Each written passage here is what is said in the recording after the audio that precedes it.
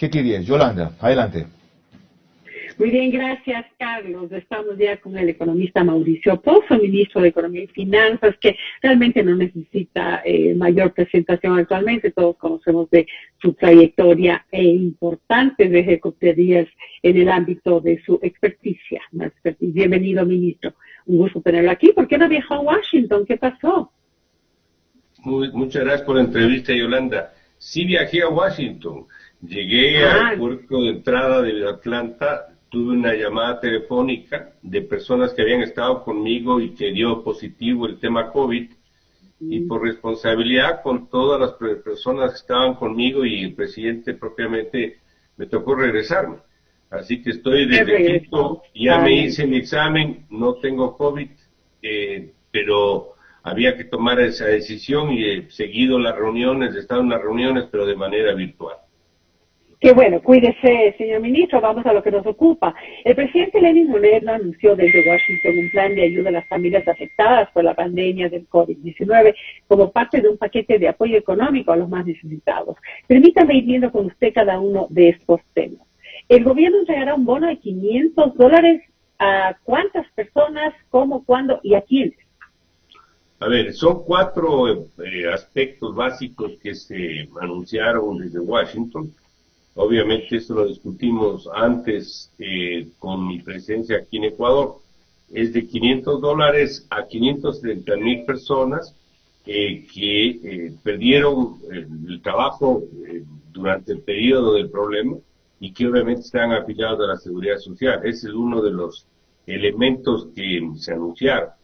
Por otra parte, el bono de protección familiar, eso hace una extensión de su beneficio, son más o menos 470,000 personas. En 2 etapas, la primera etapa en febrero, la segunda etapa en marzo, son $120 que se entregará de bono, en un caso a 238,000 y en el otro caso a 242 familias que suman 480,000, que es el segundo elemento del anuncio del programa. ¿Cómo se lo va a hacer esto? Por cierto, a través de todo el sistema financiero, nacional, privado y público, para tratar de llegar y rápido a todos los sectores que se buscan. Por otro lado, dejaron de pagar al Seguro Social Campesino, afiliados por el problema de la crisis. Sí. Ahí se van a reincorporar a 10,000 familias, y esto se acompaña de un pago por 3 años de la afiliación de estas personas. O sea, el Estado va a cubrir esa afiliación.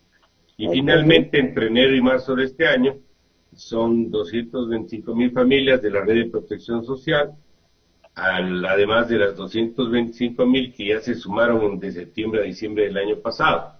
Es decir, 50% de cobertura en bonos y pensiones para los más pobres. Esto, en palabras sencillas, significa más de 1,5 millones de familias que estarán recibiendo un bono mensual de protección de pobreza. Este es un paquete de apoyo social que se ha buscado introducir precisamente porque el problema económico ha sido demasiado intenso, las cifras de pobreza obviamente han empeorado, el empleo de igual manera, a pesar de que en las últimas fechas muestra una recuperación, pero se ha creído importante dar esta suerte de apoyo para los sectores sociales más vulnerables. ¿Por qué ahora, ministro? ¿Por qué no se previó y se hizo esto antes? ¿Qué es lo que tenemos ahora que no tuvimos para poderlo hacer efectivo? Bueno, es un proceso de ordenar las cuentas y de encontrar las fuentes de financiamiento, Yolanda. Como usted entenderá, se inició el proceso, vino la pandemia, vino la crisis, hubo la necesidad de un acuerdo con los tenedores de bonos, hubo la necesidad de un acuerdo con los multilaterales, se empezó a recibir los recursos, nos empezamos a poner medio al día en las cosas y conforme va actuando esa inercia es que se van abriendo espacios para poder abrir. Así que todo tiene su secuencia lógica. Habría sido imposible esto al principio del año pasado por obvias razones. Ahora es viable, no digo que sea fácil, estamos obviamente abriendo los espacios para esto, pero esto es un resultado del apoyo internacional que hemos recibido y del manejo económico que se ha hecho. ¿Esto entonces no significa o no representa más deuda para el país? No, esto está dentro del programa económico. Aquí no es que estamos dañando el programa ni rompiendo lo que se ha venido haciendo. Eso es parte de lo que estamos haciendo. Lo que pasa es que, como ha habido recursos que están ingresando, claro que ha habido deuda desde el año pasado, la nueva, adicional, pero Sí. también hemos reemplazado deuda más cara por deuda más barata, y en ese proceso estamos, inclusive con el reciente acuerdo logrado con el DFC de Estados Unidos. Ok, ok. Bueno, muy bien. Vamos ahora con Carlos Vera desde Guayaquil, pero no sin antes recordarle que si no vota es dejar que otro lo haga por usted. ¿Qué le suena a esto, ministro? ¿Está de acuerdo que si uno no vota, vendrá otra persona que lo hará por uno y tomará la decisión del futuro del país? Yo creo que tenemos que ser responsables en este acto democrático de votar y pensar que esa decisión nuestra va a ser trascendente para el futuro del país, que pensemos que el país ya no puede más de actitudes populistas o demagógicas, tiene que buscar una ruta de certeza, una ruta de confianza, una ruta de seguridad, de responsabilidad. Así que creo que todos tenemos que hacer presencia en el acto electoral del próximo 7. Muchas gracias, ministro. Vamos con Carlos Vera desde el puerto principal. ¿Tiene más para usted? Señor Ministro de Finanzas, buenos días. Celebro su acto de responsabilidad. No sabía yo, no tenía claro si estaba en Quito, en Washington, entonces sí viajó. El registro que yo tenía es que viajó. Nos acaba de contar lo que ocurrió cuando estaba en Atlanta. Se dio vuelta porque hay personal cercano a usted que estuvo con COVID, volvió, se echó la prueba y está negativo, como usted sabe, porque ahora me dicen el infectólogo Carlos Vera. No es que lo soy, sino que algo me he enterado por ese tema de todos los días. Como usted sabe, ya en los primeros 5 días del virus no se detectan las pruebas si es que lo tiene, así que tiene que hacerse otra pronto. Segundo, la repercusión que esto tiene es la posibilidad, como estuvo cerca el presidente, de que él pueda ser afectado también. Supongo que el jefe de Estado se da la prueba. Cuidado, se complica en Washington. Tercero, sobre esta materia. Esto fue tan abrupto y tan impactante ayer que hasta ahora me es difícil procesar y entender las cosas, llegar a saber primero estos recursos de dónde salen. Usted dice, ¿estaba en el programa económico? No, yo no lo vi. Si estaba, no me di cuenta. Juan Sebastián Roldán habló ayer de que han hecho una reasignación de recursos, es decir, esos fondos ya estaban comprometidos. Lo que ustedes han conseguido es que los organismos internacionales concesionarios de esos créditos que estaban destinados a un fin autoricen realocarlos a otro fin. Y por lo tanto no significa nueva deuda, sino parte de la deuda ya contraída redireccionada. ¿Es así o no? Sí, pero esto hay que completar la explicación con los recursos que tienen que entrar en este año. Hay un financiamiento adicional que se requiere para el 2021. No es que ahora no necesitamos ni $1 más, sí necesitamos más recursos, pero esos recursos van a ser en cantidades menores que el año pasado. ¿Por qué? Porque hemos podido arreglar las cosas y ordenar las cuentas de la mejor forma posible. Entonces, esos recursos adicionales, más los recursos de libre disponibilidad de los multilaterales, recuerde que no todo lo que nos prestan está dirigido a un proyecto específico. Ajá. Algunos están en esos proyectos, otros están bajo el concepto de libre disponibilidad. Entonces, es el gobierno el que toma las decisiones. Ok, otra Y aclaración. adicionalmente puede distribuir y mejorar la asignación de fondos para poder cubrir todo lo que se está anunciando. En buena hora. En buena hora, acaba de decir usted que los efectos de la pandemia superan lo previsible, que ha habido un sector numeroso que ha vuelto a caer en la pobreza y que el repunte del empleo no es suficiente. En buena hora. La segunda cosa también tiene que ver con que deben haber medido que esta oferta de te doy $1,000 apenas sube al poder ha aprendido. Y por lo tanto ustedes le están dando $500 enseguida a 572,000 personas que eran afiliadas al IES, ganaban menos de $1,000 de sueldo y quedaron en el desempleo. ¿Es así? A ver, hay que distinguir las cosas. Nosotros estamos sacando recursos del presupuesto del Estado en base a los principios que expliqué, los recursos que vienen de afuera y la reasignación interna. los recursos que se están ofreciendo por parte de algún candidato son recursos que quieren regalar tomándose plata que no es de ellos, es la plata de las reservas, es la plata que está depositada en el Banco Central, la misma que a su vez responde a un porcentaje de los depósitos bancarios, es decir, la plata de la gente. Entonces son dos temas absolutamente distintos. Fíjese qué importante es esta aclaración, fíjese, porque anoche, que en el programa donde usted estuvo para estrenarlo, difundía esto, alguna gente lo que decía, ya ven, si el gobierno ahora puede dar $500, ¿por qué no puede dar el futuro gobierno $1,000? Lo que están haciendo es anticiparse para vaciar esa propuesta. No es así. Nosotros no estamos tocando $1 de las reservas internacionales, Carlos, porque Okay. esa plata no es nuestra, no nos corresponde. Estamos usando los recursos propios del presupuesto del Estado en base a las fuentes que acabo de indicar. Okay. Así que no hay que mezclar las cosas. Sigamos con las precisiones. De paso, estos $500 serán por una sola vez a los que han quedado en el desempleo. 570,000 eran afiliados al IES y ganaban un sueldo hasta $1,000. Siguiente. Hay 2 incorporaciones de gente al bono de $120. 228,000 se incorporarán en febrero, 238,000 se incorporarán en marzo. Eso suman más o menos... Perdón, Carlos, que le corrija. 238 es en febrero y 242 de marzo. A ver, 238 en febrero y 242 en marzo. Ok. Eso suman más o menos 200... 480. 480, ok. Estas 480,000 personas son adicionales a las de la base del bono que ya existe. Son personas adicionales, así es. $120 mensuales. Correcto. ¿De dónde sale la plata para eso? De lo mismo. Todo lo que está aquí, todo lo que está en el detalle, sale de la misma fuente. Lo que pasa es que hay recursos que se toman del manejo de la seguridad social, pero ahí el Estado es el que tiene que entrar a compensar. Pero no se está quitando plata a nadie, se está buscando los recursos que tenemos, que son las fuentes correctas o adecuadas, digamos, de cómo financiar una operación de esta naturaleza. Ok, ¿cuánto suman las 480,000 personas que se incorporarán al bono de $120, los 570,000 que por una vez recibirán $500 ya, si quedaron sin empleo, son afiliados al IES y ganan $1,000, y cuánto cuesta, vendría a ser en este caso, los 10,000 de Seguro Social Campesino que van a reintegrar porque se quedaron fuera debido a la crisis, y estos 10,000 que van a reintegrar al Seguro Social Campesino será por 3 años. ¿Cuánto suma este paquete que yo anoche decía que era una inyección a la vena?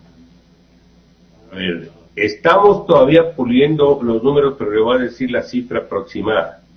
Más o menos nos cuesta $550 millones. Eso nos cuesta todo. Ok. ¿Qué espera como resultado usted a corto plazo con estas medidas que implementarán enseguida? Estas son decisiones que van a ayudar, van a mitigar el impacto de lo que se ha pasado, pero no están resolviendo el problema. La economía tiene que reactivarse y por eso estamos haciendo todo lo que estamos haciendo. Aparte del ordenamiento fiscal, la reforma, la búsqueda de recursos, los acuerdos internacionales, el financiamiento, etc. Porque esa es la única manera de poder encontrar mecanismos de ampliación del empleo, que es la mejor forma, o por no decir la única, de sacar a las personas de la pobreza. Es decir, esto va a ayudar, esto es una especie de mitigación del impacto, pero no es la resolución de todos los problemas. Esto tiene que continuar hacia adelante y la reactivación económica es lo que va a permitir que haya sostenibilidad en la recuperación de la actividad económica y del empleo. Ya, válida aclaración. Mire, un elemento de esa reactivación es la forma en que se pueda aprovechar este financiamiento de hasta $3.500 millones que ustedes consiguieron de la Corporación Financiera Internacional para el Desarrollo de Estados Unidos, un organismo gubernamental, la semana pasada. ¿Ya? Pero eso requería que hayan proyectos concretos en donde esos recursos se puedan destinar. Y ustedes habían identificado en principio 4 áreas. ¿Cuándo se concretan esos proyectos? Estamos entregando ya información de tal suerte de poder identificar qué proyectos son los que más avance registran y qué información adicional se requiere entregar. Con esa información hay que elaborar un cronograma por proyectos o por empresas, con fechas, donde se tenga una fecha tal acción, otra fecha tal otra, hasta llegar, por ejemplo, a la entrega en la concesión de un determinado proyecto. Una vez acordado ese cronograma con fechas, actividades, el DFC firma con Ecuador, con el Ministerio de Finanzas en este caso, un convenio de crédito, porque lo que firmamos es un convenio marco, no es un convenio de crédito, y ese convenio de crédito establece las condiciones, y ya están anunciadas las mismas, que todo el país conoce, y con ello nos dan los recursos y nosotros los utilizamos para los objetivos que hemos explicado. Qué importante la aclaración. Entiendo entonces que los 3.500 millones de dólares están disponibles sujetos a la entrega o concreción de esos proyectos, no es que han venido todavía, primero. Y segundo, eso se dividía en dos montos, el 80%, 2.800 millones que son provistos a través de algunos préstamos justos de la DFC, y el 20% restante, que es 700 millones, entregado por bancos privados. ¿Eso también demora o eso va directo a lo que ustedes llaman reactivación económica? O sea, el monto de recursos que recibe cada proyecto, hablemos de 100, 80 viene del DFC y 20 por otros bancos, bancos comerciales, etcétera. Entonces podemos utilizar ese paquete en lo que sea necesario.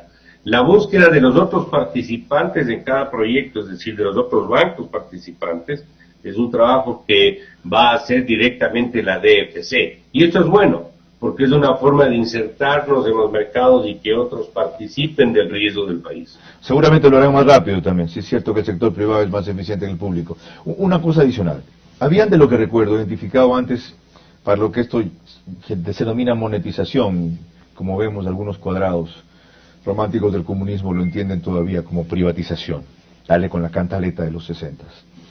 Habían algunos proyectos identificados en el sector público que estaban en esta línea.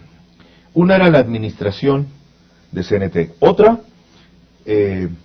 la concesión de las antenas. Recientemente me habló la gerente general Marta Moncayo de esto, de cómo les podía rendir, en ese caso, 170 millones de dólares. Otra era la venta en marcha del Banco del Pacífico. ¿Ve usted que esos o algún otro se pueda concretar en 2 o 3 meses antes de que concluya el gobierno, o lo que le están dejando es una facilidad al próximo gobierno? Bueno, esta es una decisión para el país, no es una decisión para este gobierno. Esto tiene que mantenerse en el tiempo, y en los meses que nos queda, obviamente que no vamos a alcanzar a hacer absolutamente todo. Vamos a dejar encarrilado el tema, y ojalá con la mayor cantidad de fondos recibidos de cada uno de los proyectos. En ese trabajo estamos. No todo depende de nosotros. Hay instancias de decisión adicionales. Por ejemplo, un contrato de crédito requiere un informe de Contraloría, de Planifica. Hay la necesidad del acuerdo legal entre las partes, es decir, si hay su propia dinámica y su propia burocracia, si queremos llamarlo, para cada una de las operaciones. Pero la idea, Carlos, es que podamos concretar la mayor cantidad posible, y ojalá una siguiente administración le dé continuidad y termine todo lo que va a quedar en proceso, que eso es lo que realmente interesa. Aquí lo que estamos tratando es de darle al rol del Estado el que le corresponde. Que el Estado deje de ser lo que no es. El Estado no es un empresario, el Estado es un regulador, es un supervisor, y por eso estamos con los proyectos que tienen que monetizarse dentro de la normativa vigente. Como usted sabe, no hay cómo vender empresas públicas, hay que armar el esquema que nos permita la ley. Bajo ciertas condiciones sí hay cómo vender, cuando están bajo legislación privada, a pesar de que el propietario sea público. Estoy hablando, por ejemplo, del caso del Banco del Pacífico. Está bajo normativa privada, pero el dueño es la CFN, que es una entidad pública. Ahí sí se puede vender, pero CNT, por ejemplo, no se puede vender. Está claro. CNT se puede concesionar la administración. Entonces, en cada espacio de la normativa vamos a aplicar, obviamente, lo que nos permite la ley. Señor ministro, gracias por su claridad y puntualidad y por precisar lo que será ya, inmediato, a corto plazo, febrero, marzo máximo, y lo que tomará un poco más de tiempo. Era muy necesario para no sobredimensionar las expectativas y a la vez valorar lo que a corto plazo se está haciendo ya con los sectores más vulnerables. 7:31, Mauricio Pozo, ministro de Finanzas.